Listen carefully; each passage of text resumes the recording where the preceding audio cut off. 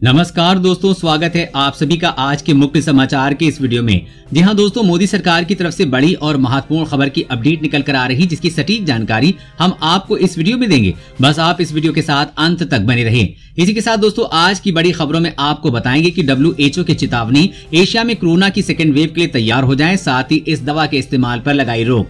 और अगली बड़ी खबर की बात करें तो सीज फायर उल्लंघन, पाक को पड़ा बहुत भारी, जवाबी एक्शन में POK में कई आतंकी अड्डे, सेना ने किए तबाह। आगे जानेंगे इस खबर के बारे में। और अगली बड़ी खबर की बात करें तो पेट्रोल भराने की नहीं पड़ेगी जरूरत, ये कंपनी ला रही है 75,000 रुपए में नया स्कूटर। जरूर जान लें इस बड़ी खबर के बारे में। और अगली बड़ी खबर की बात करें तो लव जिहाद पर मध्य प्रदेश के बाद अब उत्तर प्रदेश में भी सख्त कानून की तैयारी, कानून विभाग को भेजा प्रस्ताव। और अगली बड़ी खबर की बात करें तो अब मास्क नहीं पहनने पे लगेगा 2,000 रुपए का जुर्माना, सरकार का बड़ा फैसला। आगे विस्तार से जानेंगे इस खबर के बारे में। और अगली बड़ी खबर की बात करें तो चीन की चालबाजियां, लद्दाख की ओर ध्यान खींच के सिक्किम और पूर्वी सेक्टर में गुपचुप ताकत बढ़ा रहा है ड्रैगन। और अगली बड़ी खबर की बात करें तो बिहार में आने वाली है सरकारी नौकरियों की बहार, 2 लाख वैकेंसी भरने की तैयारी में नीतीश सरकार। पूरी खबर जानने के लिए बने रही हमारे साथ। जी हाँ दोस्तों, ऐसी और भी कई बड़ी खबरों की अपडेट निकल कर आ रही, जिसकी सटीक जानकारी आपको इस वीडियो में देंगे। लेकिन उससे पहले आपसे एक छोटी सी रिक्वेस्ट है कि मुझे इस वीडियो को बनाने में बहुत मेहनत लगती है, तो इस मेहनत के लिए वीडियो पर एक लाइक जरूर कीजिएगा और साथ ही वीडियो के नीचे दिए गए इस लाल बटन को दबाकर चैनल को सब्सक्राइब कीजिएगा और इस घंटी को भी दबाइएगा, ताकि आपको दिन भर की बड़ी खबरों की जानकारी लगातार मिलती रहे। तो चलिए दोस्तों, एक एक करके सभी बड़ी खबरों के बारे में जान लेते हैं। तो दोस्तों, आज की पहली बड़ी खबर की अपडेट की बात करें तो WHO की चेतावनी, एशिया में कोरोना की सेकेंड वेव के लिए तैयार हो जाएं, साथ ही इस दवा के इस्तेमाल पर लगाई रोक। जी हाँ, विश्व स्वास्थ्य संगठन यानी कि WHO के क्षेत्रीय निदेशक ने कहा है कि सर्दियों के करीब आते ही पूरे एशिया में कोरोना वायरस संक्रमण के मामले तेजी से बढ़ रहे हैं और संक्रमण से बड़ी संख्या में मौत के मामले रोकने के लिए देशों को पाबंदियों को और कड़ा करने और बचाव के कदम उठाने की जरूरत है। WHO के पूर्व निदेशक ने कहा कि दक्षिण पश्चिम एशियाई देशों में कोरोना के मामले तेजी से बढ़ रहे हैं और उन्हें अब सेकेंड वेव के लिए तैयार हो जाना चाहिए। उन्होंने कहा कि इस क्षेत्र के देशों ने वर्ष की शुरुआत में कड़े लॉकडाउन लागू किए, लेकिन अब वो ढिलाई बरत रहे हैं।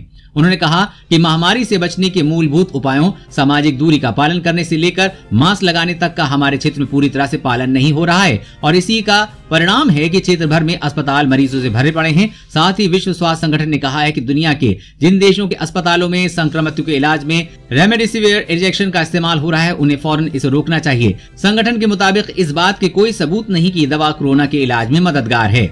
और अगली बड़ी खबर की बात करें तो चीन फिर देगा धोखा, पीछे हटने की बात कहकर LAC पर और बढ़ा रहा है सैनिक। जी हाँ, पूर्वी लद्दाख में वास्तविक नियंत्रण रेखा पे भारत और चीन के बीच गतिरोध जारी है। बीते दिनों खबर आई थी कि दोनों देश डिसएंगेजमेंट की प्रक्रिया के लिए तैयार हो गए हैं और उन संरचनाओं को ध्वस्त करेंगे जो इस साल मई के बाद तैयार की गई है। हालांकि चीन एक बार फिर से अपने वादे से पीछे हटता दिख रहा है।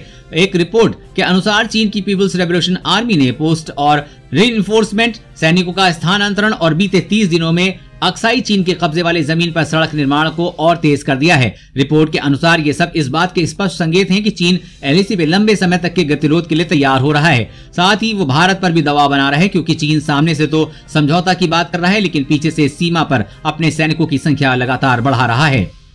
और अगली बड़ी खबर की बात करें तो सीज फायर उल्लंघन, पाक को पड़ा बहुत भारी, जवाबी एक्शन में POK में कई आतंकी अड्डे, सेना ने किए तबाह। जी हाँ, जम्मू कश्मीर में आतंकियों की घुसपैठ कराने की कोशिश में लगी पाकिस्तान को सबक सिखाने के लिए भारतीय सेना ने आतंकी अड्डों को निशाना बनाया है। सेना ने पाक अधिकृत कश्मीर पर बने आतंकी लॉन्च पैड पर चुन चुन कर हमले किए हैं और एक एक करके सभी को तबाह कर दिया है। दरअसल समाचार एजेंसी PTI ने खबर दी है कि सेना POK में आतंकी ठिकानों को चुन चुन कर निशाना बना रही है। इसके बाद ये खबर ट्विटर पर ट्रेंड में आई गई है और PTI की रिपोर्ट के मुताबिक सूत्रों ने बताया कि कड़ाके की ठंड से पहले भारत में ज्यादा से ज्यादा आतंकियों की घुसपैठ कराने की कोशिश में लगी पाकिस्तानी सेना के मंसूबों को नाकाम करने के लिए भारत की ओर से करारा जवाब दिया जा रहा है। साथ ही भारतीय सेना POK के भीतर बने आतंकी अड्डों पर पिन पॉइंट स्ट्राइक कर रही, जिससे पाकिस्तान बौखलाया हुआ है। और अगली बड़ी खबर की बात करें तो बिहार में आने वाली है सरकारी नौकरियों की बहार, 2 लाख वैकेंसी भरने की तैयारी में नीतीश सरकार। जी हाँ, बिहार विधानसभा चुनाव के दौरान रोजगार एक बड़ा मुद्दा बना था। महागठबंधन की ओर से सीएम कैंडिडेट तेजस्वी यादव ने 10 लाख सरकारी नौकरियों का वादा किया, तो युवाओं ने उन्हें जमकर समर्थन किया। हालांकि महागठबंधन की सरकार बिहार में नहीं बन पाई, लेकिन रोजगार के मुद्दों पर नई सरकार भी एक्शन मोड में आ गई है। नए वर्ष में बिहार में बड़ी संख्या में युवाओं को सरकारी नौकरी मिलने की संभावना है। मिली जानकारी के अनुसार ये संख्या 2 लाख के आसपास होगी। इसमें सहायक प्राध्यापक, शिक्षक, बिहार प्रशासनिक सेवा के अधिकारी, जूनियर इंजीनियर, दरोगा, सिपाही समेत दर्जनों दर्जनों पद शामिल हैं। बिहार सरकार वर्ष 2021 में बड़ी संख्या में स्थायी नियुक्ति की संभावना है। इसके लिए बहाली की प्रक्रिया जारी है। कुछ ही महीनों में इसे पूरा होने की संभावना है। और अगली बड़ी खबर की बात करें तो देश में सीवर की सफाई मशीन से करना अनिवार्य, सफाई कर्मियों की सुरक्षा के लिए बड़ा फैसला। जी हां, सरकार के तमाम कदम उठाने के बाद भी देश में हाथ से मैला उठाने और बिना सुरक्षा उपकरणों के सीवर की सफाई करने का काम अभी तक बंद नहीं हुआ है। इसी कारण केंद्र सरकार ने 2 बड़े फैसले लिए हैं। सामाजिक न्याय मंत्रालय मशीन से सीवर की सफाई को अनिवार्य बनाने जा रहा है। वहीं शहरी मामलों के मंत्रालय ने सफाई मित्र सुरक्षा चैलेंज शुरू किया है ताकि किसी भी व्यक्ति को सीवर या सेप्टिक टैंक में प्रवेश न करना पड़े। सरकार के कई नियमों और सुप्रीम कोर्ट के निर्णयों के अनुसार बिना पर्याप्त सुरक्षा सावधानी बरते हुए सीवर लाइनों और सेप्टिक टैंकों में हाथ से सफाई करने पर रोक लगी हुई है। हालांकि इसके बाद भी पिछले 5 सालों में 800 सफाई कर्मियों की मौत सीवर लाइनें साफ करने के दौरान हुई है। इसीलिए मोदी सरकार ठोस कदम उठाते हुए ये बड़ा फैसला कर रही है। और अगली बड़ी खबर की बात करें तो ऑक्सफोर्ड की कोरोना वैक्सीन बुजुर्गों पर ज्यादा प्रभावी, अप्रैल तक सबके लिए उपलब्ध। जी हाँ, वैक्सीन बनाने वाली company serum institute of India के मुख्य कार्यकारी अधिकारी उदार पूनावाला ने कहा है कि ऑक्सफोर्ड की कोरोना वैक्सीन अगले साल अप्रैल तक सभी के लिए उपलब्ध हो सकती है। वहीं लैंसेट पत्रिका में बताया गया है कि ऑक्सफोर्ड वैक्सीन बुजुर्गों के लिए ज्यादा प्रभावी होगी। स्वास्थ्य कर्मियों और बुजुर्गों के लिए ऑक्सफोर्ड कोविड-19 की वैक्सीन अगले वर्ष फरवरी तक और आम लोगों के लिए अप्रैल तक उपलब्ध होना चाहिए। इसके साथ ही उन्होंने कहा कि जनता को जरूरी 2 खुराक की कीमत अधिकतम 1000 रुपए होगी, लेकिन ये परीक्षण के अंतिम नतीजों और नियामक की मंजूरी पर निर्भर करेगी। और अगली बड़ी खबर की बात करें तो चीन की चालबाजियां लद्दाख की ओर ध्यान खींचकर सिक्किम और पूर्वी सेक्टर में गुपचुप ताकत बढ़ा रहा है ड्रैगन। जी हां, चालबाजियों में माहिर चीन ने सेंट्रल, सिक्किम और पूर्वी सेक्टरों में चुपचाप बड़े पैमाने पर सैन्य इंफ्रास्ट्रक्चर को अपग्रेड कर लिया है। साथ ही surface to air missile sites को मजबूत किया है, यूएवी की संख्या बढ़ा दी है, तो तिब्बत में एयरबेसों का विस्तार किया गया है। चीन ये सब उस समय करता रहा है जब दुनिया का ध्यान लाइन ऑफ एक्चुअल कंट्रोल यानी कि LAC पे लद्दाख में था, जहां उन्होंने देशों के बीच महीनों से टकराव चरम पर है। इस मामले से जुड़े लोगों ने ये जानकारी दी है कि जिससे टकराव वाले स्थानों पर पूर्व की यथास्थिति लौटने की संभावना कम हो रही है। भारतीय सेना कमांडेंट हिमाचल प्रदेश के काउरिक पास से लेकर अरुणाचल प्रदेश में टेल और तक पूरी LAC पर सैनिक जमावड़ा बढ़ाने को लेकर चिंतित हैं। सैन्य कमांडर्स और राष्ट्रीय सुरक्षा का खाका खींचने वालों की ने गोपनीयता की शर्त में बताया है कि पिछले 1 महीने में उन्होंने नोटिस किया है कि चीनी सेना सैनिकों के लिए नए कंटेनर वाले घर स्थापित कर रही है। ये LAC से महज 4 किलोमीटर दूर है। इससे एक बार फिर गतिरोध चरम पर पहुंच सकता है।